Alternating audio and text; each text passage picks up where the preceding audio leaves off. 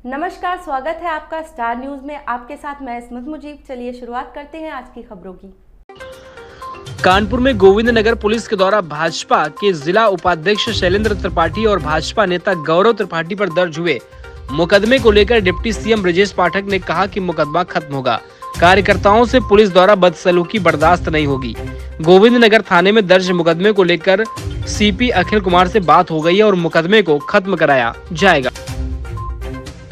आज हम सब कानपुर महानगर में पूज्य डॉक्टर श्यामा प्रसाद मुखर्जी जी के व्यक्तित्व और कृतित्व पर संगोष्ठी आयोजित है, उसमें हम सब प्रतिभाग करने के लिए यहाँ आए हैं।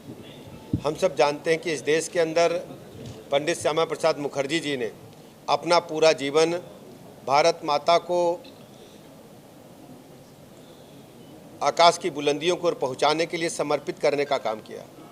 पंडित श्यामा प्रसाद मुखर्जी जी का मानना था कि जम्मू कश्मीर को जो विशेष राज्य का दर्जा दिया गया है धारा 370 के माध्यम से, उसे समाप्त किया जाना चाहिए, क्योंकि जो नागरिक अधिकार हैं वो वहाँ पर पूरे देश के नागरिकों से भिन्न हैं।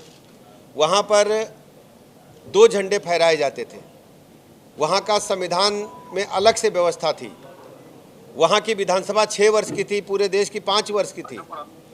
पूरे देश के लिए जो नागरिक सुविधाएं भारत सरकार से दी जाती थी वो जम्मू कश्मीर में लागू नहीं हो सकती थी। पंडित श्यामा प्रसाद मुखर्जी जी ने इसके लिए पूरा जीवन बलिदान करने का काम किया।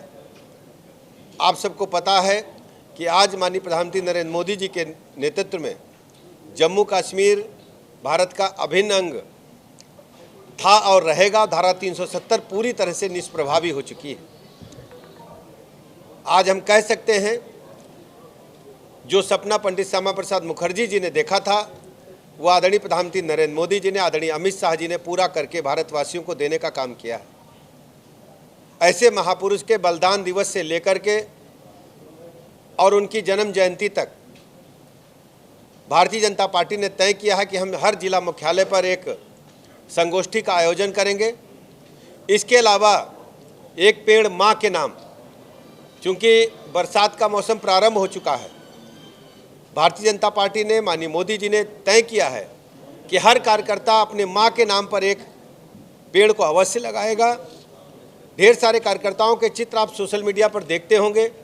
कोई अपने माँ के चित्र के साथ है, कोई माँ को सशरीर लेकर के है, और कुछ बड़े वृक्ष को माँ के नाम पर लगा करके उसको पालने का काम कर रहे हैं।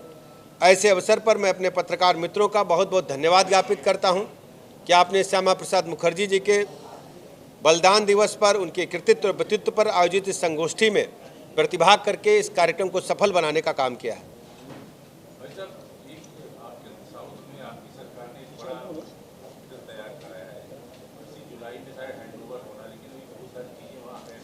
आप हैंडओवर से पहले जैसे ही अस्पताल का परिचालन प्रारंभ होगा, सारी व्यवस्थाएं जो अन्योन्य हैं हम पूरी कराएंगे।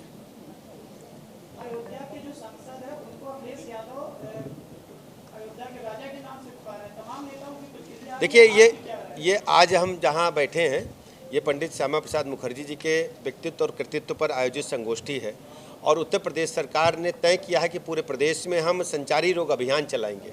संचारी रोग अभियान के लिए आज हम कानपुर में हमने प्रारंभ किया है। इस अभियान के माध्यम से मच्छर जनित रोगों पर हम रोकथाम लगा पाए हैं, और 2017 के बाद से जब से हमारी सरकार बनी है, इंसेफ्लाइटिस, डेंगू, मलेरिया जैसे जो बीमारियां हैं जो उनको हम रोक पाए हैं।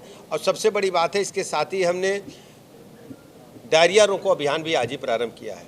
जो हमारे छोटे छोटे बच्चे हैं, ननिहाल हैं, वो स्वच्छता और सफाई के न होने के कारण डायरिया जैसे घातक रोगों से ग्रसित हो जाते हैं, उसके खिलाफ भी आज अभियान हमने प्रारंभ किया है।